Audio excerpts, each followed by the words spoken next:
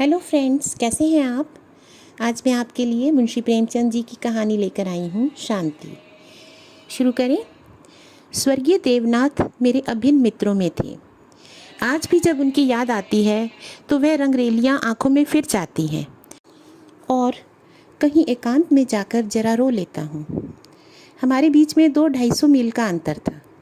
मैं लखनऊ में था और वह दिल्ली में। लेकिन ऐसा शायद ही कोई महीना जाता हो कि हम आपस में ना मिल पाते हों। वह स्वच्छंद प्रकृति के विनोद प्रिय, सहृदय, उदार और मित्रों पर प्राण देने वाले आदमी थे, जिन्होंने अपने और पराये में कभी भेद नहीं किया। संसार क्या है और यहाँ लौकिक व्यवहार का कैसे निर्वाह होता है, यह उस व्यक्ति ने कभी न जानने की चेष्टा की। उनके जीवन में ऐसे कई अवसर आए जब उन्हें आगे के लिए होशियार हो जाना चाहिए था। मित्रों ने उनकी निष्कपटता का अनुचित लाभ उठाया और कई बार उन्हें लज्जित भी होना पड़ा। लेकिन उस भले आदमी ने जीवन से कोई सबक ना लेने की कसम खा ली थी। उनके व्यवहार ज्यों के त्यों रहे। जैसे भोलानाथ जिए वैसे ही भोलानाथ मरे। जिस दुनिया में वह रहते थे वह निराली दुनिया थी, जिसमें संदेह, चालाकी और कपट के लिए स्थान न था। सब अपने थे, कोई गैर ना था। मैंने बार बार उन्हें सचेत करना चाहा, पर इसका परिणाम आशा के विरुद्ध हुआ। मुझे कभी कभी चिंता होती थी कि उन्होंने इसे बंद ना किया तो नतीजा क्या होगा। लेकिन विडंबना यह थी कि उनकी स्त्री गोपा भी कुछ उसी सांचे में ढली हुई थी। हमारी देवियों में जो एक चातुरी होती है, जो सदैव ऐसे उड़ाऊ पुरुषों की असावधानियों पर ब्रेक का काम करती है, उससे वह वंचित थी। यहाँ तक कि वस्त्राभूषण में भी उन्हें विशेष रुचि न थी। अतएव जब मुझे देवनाथ के स्वर्गारोहण का समाचार मिला और मैं भागा हुआ दिल्ली गया तो घर में बर्तन भांडे और मकान के सिवा कोई संपत्ति न थी। और अभी उनकी उम्र ही क्या थी जो संचय की चिंता करते। 40 भी पूरे न हुए थे। यूँ तो लड़कपन उनके स्वभाव में ही था, लेकिन इस उम्र में प्राय सभी लोग कुछ बेफिक्र रहते हैं। पहले एक लड़की हुई थी, उसके बाद 2 लड़के हुए। दोनों लड़के तो बचपन में ही दगा दे गए थे। लड़की बच रही थी और यही इस नाटक का सबसे करुण दृश्य था। जिस तरह का इनका जीवन था उसको देखते इस छोटे से परिवार के लिए 200 रुपये महीने की ज़रूरत थी। 2-3 साल में लड़की का विवाह भी करना होगा। कैसे क्या होगा, मेरी बुद्धि कुछ काम ना करती थी। इस अवसर पर मुझे यह बहुमूल्य अनुभव हुआ कि जो लोग सेवा भाव रखते हैं और जो स्वार्थ सिद्धि को अपने जीवन का लक्ष्य नहीं बनाते, उनके परिवार को आड़ देने वालों की कमी नहीं रहती। यह कोई नियम नहीं है, क्योंकि मैंने ऐसे लोगों को भी देखा है जिन्होंने जीवन में बहुतों के साथ अच्छे सलूक किए, पर उनके पीछे उनके बाल बच्चों की किसी ने बात तक न पूछी। लेकिन चाहे कुछ हो, देवनाथ के मित्रों ने प्रशंसनीय सौहार्द से काम लिया और गोपा के निर्वाह के लिए स्थायी धन जमा करने का प्रस्ताव किया। 2-1 सज्जन जो रंडुए थे उससे विवाह करने को तैयार थे, किंतु गोपा ने उसी स्वाभिमान का परिचय दिया जो हमारी देवियों का जौहर है और इस प्रस्ताव को अस्वीकार कर दिया। मकान बहुत बड़ा था, उसका एक भाग किराए पर उठा दिया। इस तरह उसको 50 रुपये माहवार मिलने लगे। वह इतने में निर्वाह कर लेगी। जो कुछ खर्च था वह मुन्नी की जात से था। गोपा के लिए तो जीवन में अब कोई अनुराग ही ना था। इसके 1 महीने बाद मुझे कारोबार के सिलसिले में विदेश जाना पड़ा, जहाँ मेरे अनुमान से 2 साल लग गए। गोपा के पत्र बराबर जाते रहते थे, जिससे मालूम होता था वे आराम से हैं, कोई चिंता की बात नहीं है। पीछे मुझे ज्ञात हुआ कि गोपा ने मुझे भी गैर समझा और वास्तविक स्थिति छिपाती रही। विदेश से लौटकर मैं सीधा दिल्ली पहुंचा।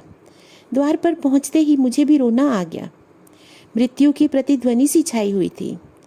जिस कमरे में मित्रों के जमघट रहते थे उनके द्वार बंद थे। मकड़ियों ने चारों ओर जाले तान रखे थे।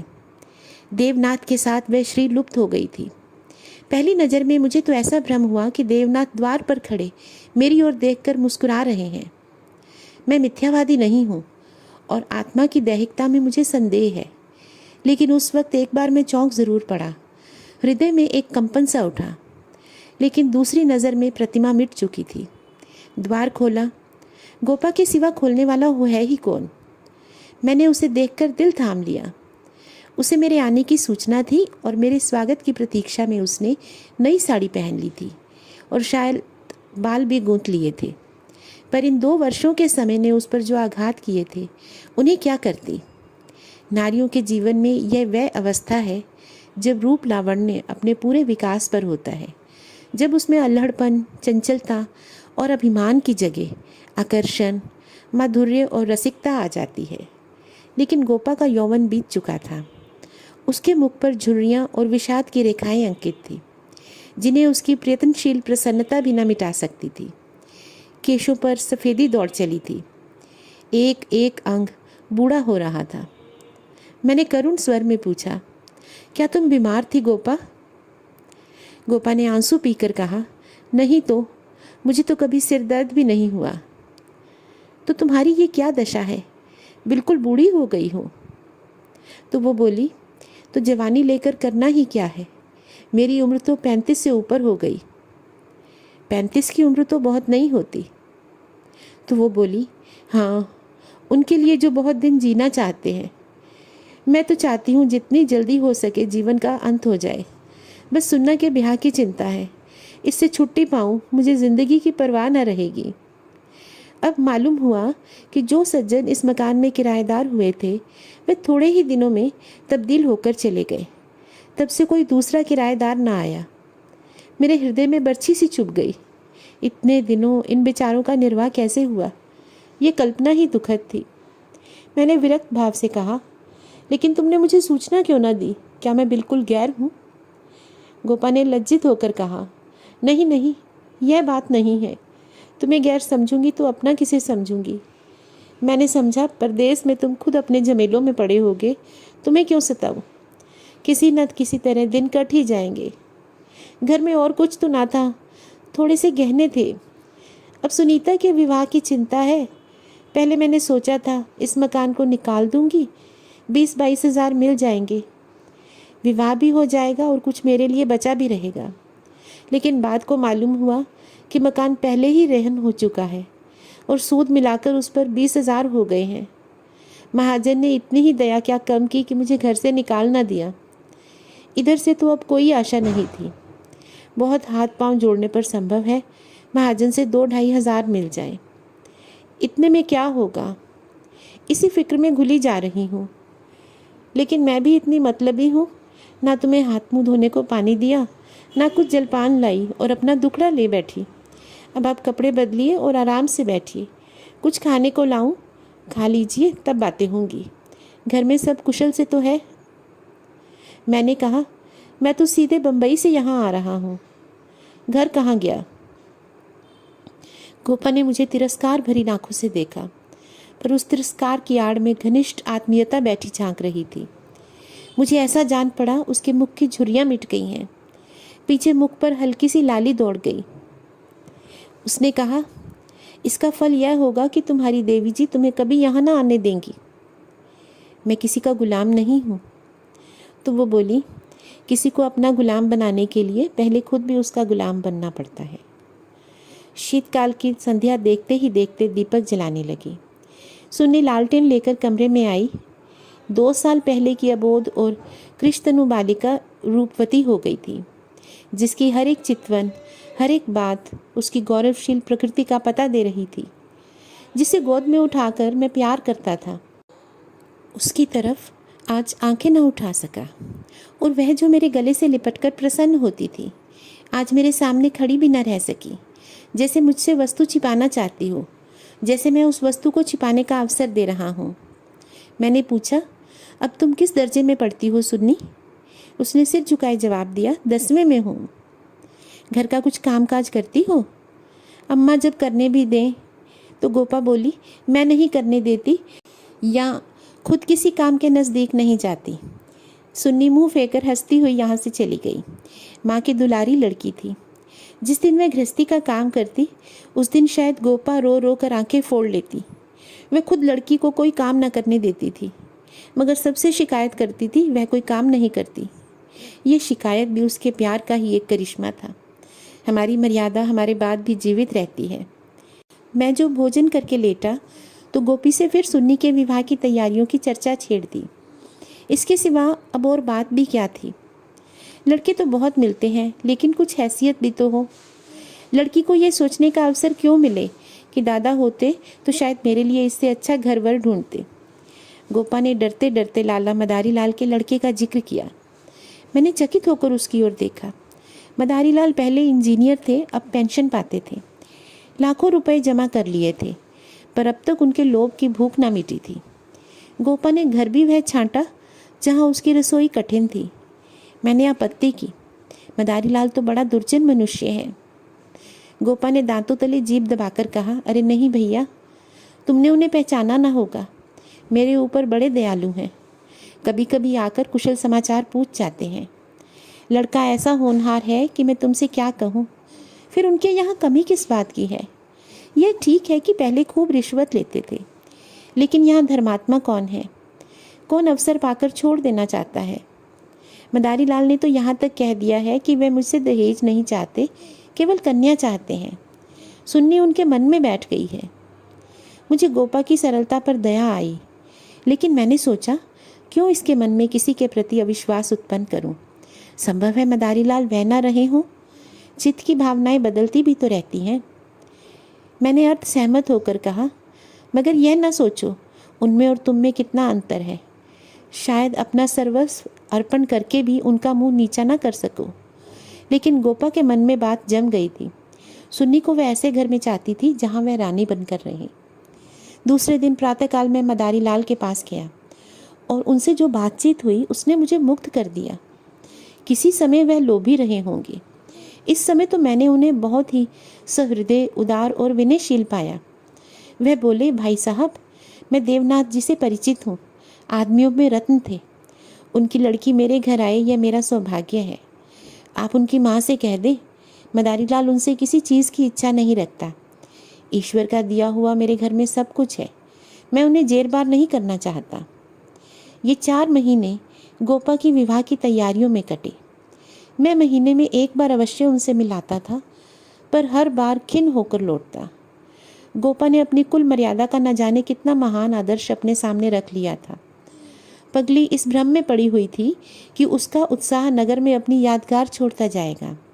यह न जानती थी यहाँ ऐसे तमाशे रोज होते हैं और आए दिन भुला दिए जाते हैं। शायद वह संसार से यह श्रेय लेना चाहती थी कि इस गई बीती दशा में भी लुटा दिया हाथी 9 लाख का है। पग पग पर उसे देवनाथ की याद आती। वह होते तो यह काम यूँ ना होता, यूँ होता, और तब रोती। मदारी लाल सज्जन है, ये सत्य है, लेकिन गोपा का अपनी कन्या के प्रति भी कुछ धर्म है। कौन उसके 10-5 लड़कियां बैठी हुई हैं, वह तो दिल खोल कर अरमान निकालेगी। सुन्नी के लिए उसने जितने गहने और जोड़े बनवाए थे, उन्हें देखकर मुझे आश्चर्य होता था। जब देखो कुछ ना कुछ सी रही है, कभी सुनारों की दुकान पर बैठी हुई है, कभी मेहमानों के आदर सत्कार का आयोजन कर रही है। मोहल्ले में बिरला ही ऐसा कोई संपन्न मनुष्य होगा जिससे उसने कुछ कर्ज ना लिया हो। वह इसे कर्ज समझती थी, पर देने वाले दान समझ कर देते थे। सारा मोहल्ला उसका सहायक था। सुन्नी अब मोहल्ले की लड़की थी। गोपा की इज्जत सबकी इज्जत है। गोपा के लिए तो नींद और आराम हराम था। दर्द से सिर फटा जा रहा है। आधी रात हो गई, मगर वह बैठी कुछ न कुछ सी रही है, या इस कोठी का दान उस कोठी कर रही है। कितनी वात्सल्य से भरी आकांक्षा थी, जो कि देखने वालों में श्रद्धा उत्पन्न कर देती थी। अकेली औरत, और वह भी आधी जान। क्या क्या करे। जो काम दूसरों पर छोड़ देती है उसी में कुछ ना कुछ कसर रह जाती है, पर उसकी हिम्मत है कि किसी तरह हार ना मानती। पिछली बार उसकी दशा देखकर मुझसे रहा ना गया। बोला, गोपा देवी, अगर मरना ही चाहती हो तो विवाह के बाद मरो। मुझे भय है कि तुम उससे पहले ही न चल दो। गोपा का मुरझाया हुआ मुख प्रमुदित हो उठा। बोली, उसकी चिंता न करो भैया, विधवा की आयु बड़ी लंबी होती है। तुमने सुना नहीं, रांड मरे ना खंडहर ढहे। लेकिन मेरी कामना यही है कि सुन्नी का ठिकाना लगाकर मैं भी चल दूं। अब और जीकर क्या करूंगी, सोचो क्या करूं। अगर किसी तरह का विघ्न पड़ गया तो कितनी बदनामी होगी। इन 4 महीनों में मुश्किल से घंटा भर सोती होंगी। नींद ही नहीं आती, पर मेरा चित्त प्रसन्न है। मैं मरूं या जीऊं, मुझे यह संतोष तो होगा कि सुन्नी के लिए उसका बाप जो कर सकता था वो मैंने किया। मदारी लाल ने अपनी सज्जनता दिखाई तो मुझे भी तो अपनी नाक रखनी थी। एक देवी ने आकर कहा, बहन जरा चलकर देख चाशनी ठीक हो गई है या नहीं। गोपा उसके साथ चाशनी की परीक्षा करने गई तो एक क्षण बाद आकर बोली, जी चाहता है सिर पीट लूँ। तुमसे जरा बात करने लगी और उधर चाशनी इतनी कड़ी हो गई है कि लड्डू दांतों से लड़ेंगे। किससे क्या कहूँ। मैंने चिढ़कर कहा, तुम व्यर्थ का झंझट कर रही हो, क्यों नहीं किसी हलवाई को बुलाकर मिठाइयों का ठेका दे देती। फिर तुम्हारे यहाँ मेहमान ही कितने आएंगे जिसके लिए तुम ये सब बांध रही हो। 10-5 की मिठाई उनके लिए बहुत होगी। गोपा ने व्यथित नेत्रों से मेरी ओर देखा। मेरी यह आलोचना उसे बुरी लगी। इन दिनों उसे बात बात पर क्रोध आ जाता था। बोली, भैया ये बातें तुम न समझोगे। तुम्हें ना माँ बनने का अवसर मिला ना पत्नी बनने का। सुन्नी के पिता का कितना नाम था, कितने आदमी उनके दम से जीते थे। क्या यह तुम नहीं जानते? वह पगड़ी मेरे ही सिर तो बंधी है। तुम्हें विश्वास ना आएगा, नास्तिक जो ठहरे, पर मैं तो उन्हें सदैव अपने अंदर बैठा पाती हूँ। जो कुछ कर रहे हैं वह कर रहे हैं। मैं मंद बुद्धि स्त्री भला अकेली क्या कर देती। वही मेरे सहायक है, वही मेरे प्रकाश है। ये समझ लो कि यह देह मेरी है, पर इसके अंदर जो आत्मा है वह उनकी है। जो कुछ हो रहा है उनके पुण्य आदेश से हो रहा है। तुम उनके मित्र हो, तुमने अपने सैकड़ों रुपए खर्च किए और इतना हैरान हो रहे हो। मैं तो उनकी सहगामिनी हूँ, लोक में भी परलोक में भी। मैं अपना सा मुँह लेकर रह गया। जून में विवाह हो गया। गोपा ने बहुत कुछ दिया और अपनी हैसियत से बहुत ज़्यादा दिया, लेकिन फिर भी उसे संतोष न हुआ। आज सुन्नी के पिता होते तो ना जाने क्या करते। बराबर रोती रही। जाड़ों में मैं फिर दिल्ली गया। मैंने समझा कि अब गोपा सुखी होगी। लड़की का घर और वर दोनों आदर्श हैं। गोपा को इसके सिवा और क्या चाहिए। लेकिन सुख उसके भाग्य में ही ना था। अभी कपड़े भी न बदलने पाया था कि उसने अपना दुखड़ा सुनाना शुरू कर दिया। घर द्वार सब अच्छा है, सास ससुर भी अच्छे हैं, लेकिन जमाई निकम्मा निकला। सुन्नी बेचारी रो रो कर दिन काट रही है। तुम उसे देखो तो पहचान न सको, उसकी परछाई मात्र रह गई है। अभी कई दिन हुए आई थी। उसकी दशा देखकर छाती फटती थी, जैसे जीवन में अपना पद खो बैठी हो। न तन बदन की सुध, न कपड़े लत्ते की। मेरी सुन्नी की ऐसी दुर्गत होगी ये तो सपने में भी न सोचा था। बिल्कुल गुमसुम हो गई है। कितना पूछा, बेटी तुमसे वह क्यों नहीं बोलता, किस बात पर नाराज़ है, लेकिन कुछ जवाब नहीं देती। बस आंखों से आंसू बहते हैं। मेरी सुन्नी कुएं में गिर गई। मैंने कहा, तुमने उसके घर वालों से पता नहीं लगवाया? लगाया क्यों नहीं भैया, सब हाल मालूम किया। लौंडा चाहता है मैं जिस राह जाऊं सुन्नी मेरी पूजा करती रहे। सुन्नी भला यह क्यों सहने लगी? उसे तो तुम जानते हो कितनी अभिमानी है। वह उन स्त्रियों में से नहीं है जो पति को देवता समझती हैं और उनका दुर्व्यवहार सहती रहती हैं। उसने सदैव दुलार और प्यार पाया है। बाप भी उस पर जान देता था। मैं आँख की पुतली समझती थी। पति मिला छैला, जो आधी आधी रात तक मारा मारा फिरता है। दोनों में क्या बात हुई यह कौन जान सकता है, लेकिन दोनों में कोई गांठ पड़ गई है। न सुन्नी की परवाह करता है वो, न सुन्नी उसकी परवाह करती है। मगर वह तो अपने रंग में मस्त है और सुन्नी प्राण दिए देती है। उसके लिए सुन्नी की जगह मुन्नी है। सुन्नी के लिए उसकी उपेक्षा है, रुदन है। मैंने कहा, तो तुमने सुन्नी को समझाया नहीं?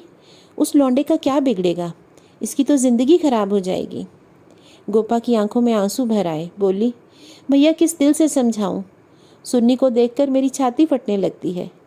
बस जी चाहता है इसे अपने कलेजे में ऐसे रख लूं कि इसे कोई कड़ी आंख से देख भी ना सके। सुन्नी फूहड़ होती, कटुभाषिणी होती, आराम तलब होती तो समझती भी। क्या यह समझाऊं कि तेरा पति गली गली मुंह काला करता फिरे, फिर भी तू उसकी पूजा कर? मैं तो खुद ये अपमान न सह सकती। स्त्री पुरुष में विवाह की पहली शर्त यह है कि दोनों 16 आने एक दूसरे के हो जाएं। ऐसे पुरुष तो कम हैं जो स्त्री को जौ भर विचलित होते देखकर शांत रह सकें, पर ऐसी स्त्रियां बहुत हैं जो पति को स्वच्छंद समझती हैं। सुन्नी उन स्त्रियों में से नहीं है। अगर वह आत्मसमर्पण करती है तो आत्मसमर्पण चाहती भी है। यदि पति में यह बात ना हुई तो वह उससे कोई संपर्क ना रखेगी, चाहे उसका सारा जीवन रोते कट जाए। यह कहकर गोपा भीतर गई और एक सिंगारदान लाकर उसके अंदर के आभूषण दिखाती हुई बोली, सुन्नी इसे अब की यहीं छोड़ गई। इसलिए लाई थी, ये वे गहने हैं जो मैंने ना जाने कितना कष्ट सहकर बनवाए थे। इसके पीछों महीनों मारी मारी फिरी थी, यूँ कहिए कि भीख मांगकर जमा किए थे। सुन्नी अब इसकी ओर आंख उठाकर भी नहीं देखती। पहने तो किसके लिए, सिंगार करे तो किस पर।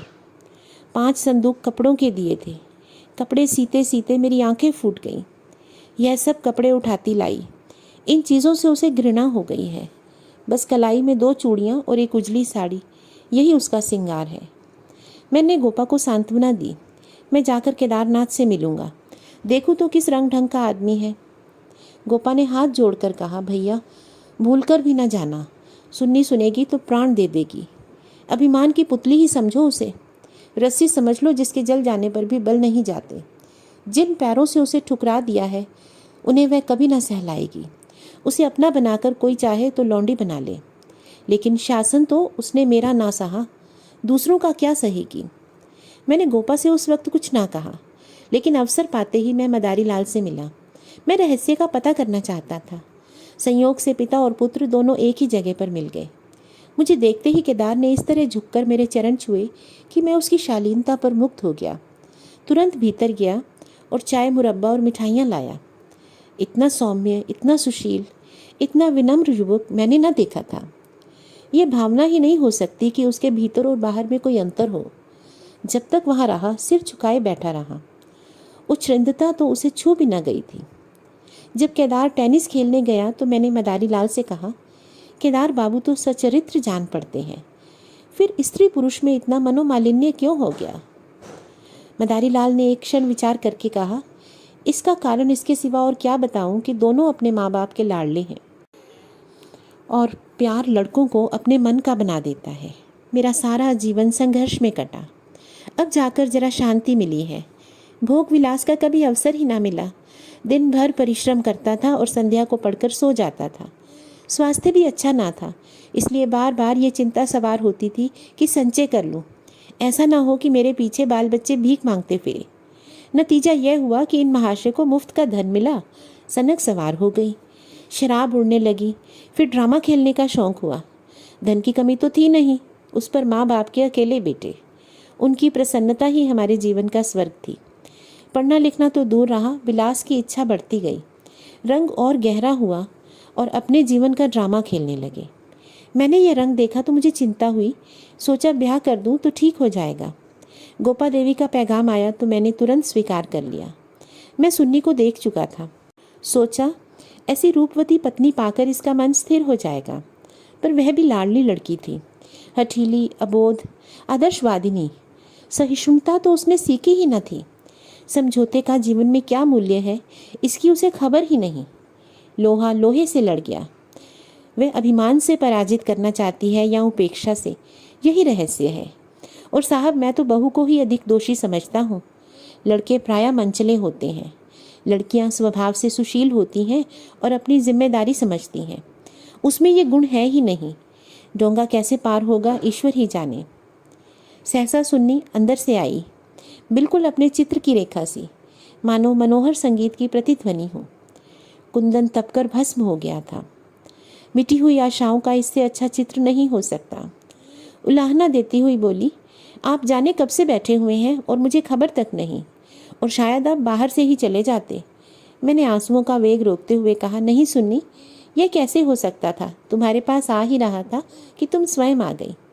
मदारी लाल कमरे के बाहर अपनी कार की सफाई करने लगे, शायद मुझे सुन्नी से बात करने का अवसर देना चाहते थे। सुन्नी ने पूछा, अम्मा तो अच्छी तरह से हैं? हाँ, अच्छी तरह से। तुमने अपनी क्या गत बना रखी है? मैं अच्छी तरह से हूँ। यह बात क्या है, तुम लोगों में ये क्या अनबन है? गोपा देवी प्राण दिए डालती हैं, तुम खुद मरने की तैयारी कर रही हो। कुछ तो विचार से काम लो। सुन्नी के माथे पर बल पड़ गए और बोली, आपने नाहक ही ये विषय छेड़ दिया चाचा जी। मैंने तो ये सोचकर अपने मन को समझा लिया कि मैं अभागिन हूँ, बस उसका निवारण मेरे बूते से बाहर है। मैं उस जीवन को मृत्यु से कहीं अच्छा समझती हूँ जहाँ अपनी कद्र ना हो।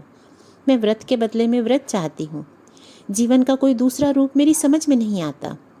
इस विषय में किसी तरह का समझौता करना मेरे लिए असंभव है। नतीजे की मैं परवाह नहीं करती। लेकिन नहीं चाचा जी, इस विषय में अब कुछ ना कहिए, नहीं तो मैं चली जाऊंगी। आखिर सोचो तो, मैं सब सोच चुकी। पशु को मनुष्य बनाना मेरी शक्ति से बाहर है। उसके बाद मेरे लिए अपना मुंह बंद करने के सिवा और क्या रह गया था। मई का महीना था। मैं मसूर गया हुआ था कि गोपा का तार पहुंचा, तुरंत आओ, ज़रूरी काम है। मैं घबरा तो गया, लेकिन इतना निश्चित था कि कोई दुर्घटना नहीं हुई है। दूसरे दिन दिल्ली जा पहुंचा। गोपा मेरे सामने आकर खड़ी हो गई, निस्पंद, मूक, निष्प्राण, जैसे तपेदिक की रोगी हो। मैंने पूछा, कुशल तो है? मैं तो घबरा उठा। उसने बुझी हुई आंखों से देखा और बोली, क्या बोलूं? सुन्नी तो कुशल से है। बोली, हाँ, अच्छी तरह से है। और केदारनाथ, वह भी अच्छे हैं। तो फिर माजरा क्या है? कुछ तो नहीं? तो मैं बोला, तुमने तार दिया और कहती हो कुछ नहीं? बोली, दिल तो घबरा रहा था, इससे तुम्हें बुला लिया। सुन्नी को किसी तरह समझाकर यहाँ लाना है। मैं तो सब कुछ करके हार गई। क्यों, क्या इधर कोई नई बात हो गई? नई तो नहीं है, लेकिन एक तरह से नई ही समझो।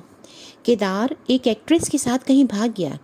1 सप्ताह से उसका कहीं पता नहीं है। सुन्नी से कह गया है, जब तक तुम रहोगी घर में नहीं आऊँगा। सारा घर सुन्नी का शत्रु हो रहा है, लेकिन वह वहाँ से टलने का नाम ही नहीं लेती। सुना है केदार अपने बाप के दस्तखत बनाकर कई हजार रुपए बैंक से ले गया है। इस पर मैंने पूछा, तुम सुन्नी से मिली थी? गोपा बोली, हाँ, 3 दिन से बराबर जा रही हूँ। तो मैंने कहा, जब वह आना ही नहीं चाहती तो उसे रहने दो ना। तो वो बोली, वहाँ घुट घुट कर मर जाएगी। मैं उन्हीं पैरों मदारी लाल के घर पहुँचा। हालांकि मैं जानता था कि सुन्नी किसी तरह ना आएगी, मगर वहाँ पहुँचा तो कोहराम मचा हुआ था। मेरा कलेजा धक से रह गया। यहाँ तो अर्थी सज रही थी। मोहल्ले के सैकड़ों आदमी जमा थे। घर से हाय हाय की क्रंदन ध्वनि आ रही थी। यह सुन्नी का शव था। मदारी लाल मुझे देखते ही मुझसे उन्मत्त की भांति लिपट गए और बोले, भाई साहब, मैं तो लुट गया। लड़का भी गया, बहू भी गई, जिंदगी ही गारत हो गई। मालूम हुआ कि जब से केदार गायब हुआ था, सुन्नी और भी ज़्यादा उदास रहने लगी थी। उसने उसी दिन अपनी चूड़ियाँ तोड़ डाली थी और मांग का सिंदूर पोंछ डाला था। सास ने जब आपत्ति की तो उनको अपशब्द कहे। मदारी लाल ने जब समझाना चाहा तो उन्हें भी जली कटी सुनाई। ऐसा अनुमान होता था उन्माद हो गया है। लोगों ने उससे बोलना छोड़ दिया था। आज प्रातःकाल यमुना स्नान करने गई। अंधेरा था, सारा घर सो रहा था, किसी को नहीं जगाया। जब दिन चढ़ गया और बहू घर में ना मिली तो उसकी तलाश होने लगी। दोपहर को पता चला कि यमुना गई है। लोग उधर भागे। वहाँ उसकी लाश मिली। पुलिस आई, शव की परीक्षा हुई। अब जाकर शव मिला है। मैं कलेजा थाम कर बैठ गया। अभी थोड़ी दिन पहले ही तो सुंदरी पालकी पर सवार होकर आई थी और आज वह 4 के कंधे पर जा रही है। मैं अर्थी के साथ हो लिया और जब वहाँ से लौटा तो रात के 10 बज गए थे। मेरे पाँव कांप रहे थे। मालूम नहीं यह खबर पाकर गोपा की क्या दशा होगी। प्राणांत न हो जाए, मुझे यही भय था। सुन्नी उसकी प्राण थी, उसके जीवन का केंद्र थी। उस दुखिया के उद्यान में यही पौधा बच रहा था। उसे वह अपने हृदय रक्त से सींच सींच कर पाल रही थी। उसके वसंत का सुनहरा स्वप्न ही उसका जीवन था। उसमें कौंपलें निकलेंगी, फूल खिलेंगे, फल लगेंगे। चिड़िया उसकी डाली पर बैठकर अपने सुहाने राग गाएगी। लेकिन आज निष्ठुर नियति ने उस जीवन सूत्र को उखाड़ कर फेंक दिया और अब उसके जीवन का कोई आधार न था। वह बिंदु ही मिट गया जिस पर जीवन की सारी रेखाएं आकर एकत्र हो जाती थी। दिल को दोनों हाथों से थामे मैंने जंजीर खटखटाई। गोपा एक लालटेन लिए निकली। मैंने गोपा के मुख पर एक नए आनंद की झलक देखी। मेरी शोक मुद्रा देखकर उसने मातृत्व प्रेम से मेरा हाथ पकड़ लिया और बोली, आज तो तुम्हारा सारा दिन रोते ही कटा। अर्थी के साथ बहुत से आदमी रहे होंगे। मेरे जी में भी आया कि चलकर सुन्नी के अंतिम दर्शन कर लूं, लेकिन मैंने सोचा जब सुन्नी ही ना रही तो उसकी लाश में क्या रखा है, इसलिए ना गई। मैं विस्मय से गोपा का मुंह देखने लगा तो इसे यह शोक समाचार मिल चुका है, फिर भी यह शांति और अविचल धैर्य। बोला, अच्छा किया, ना गई, रोना ही तो था। हाँ और क्या, रोई यहाँ भी, लेकिन तुम्हें साफ कह देती हूँ, दिल से नहीं रोई। ना जाने कैसे आंसू निकल आए। मुझे तो सुन्नी की मौत से प्रसन्नता हुई। दुखिया अपनी मान मर्यादा लिए संसार से विदा हो गई, नहीं तो जाने क्या क्या देखना पड़ता। इसलिए और भी प्रसन्न हूँ कि उसने अपनी आन निभा दी। स्त्री के जीवन में प्यार ना मिले तो उसका अंत हो जाना ही अच्छा। तुमने सुन्नी की मुद्रा देखी थी? लोग कहते हैं ऐसा जान पड़ता था मुस्कुरा रही है। मेरी सुन्नी सचमुच देवी थी। भैया, आदमी इसलिए थोड़े ही जीना चाहता है कि रोता रहे। जब मालूम हो गया कि जीवन में दुख के सिवा कुछ नहीं है तो आदमी जीकर क्या करे? किस लिए जिए? खाने और सोने और मर जाने के लिए? मैं ये नहीं कहती कि मुझे सुन्नी की याद ना आएगी और मैं उसे याद करके रोऊंगी नहीं, लेकिन वह शोक के आंसू ना होंगे।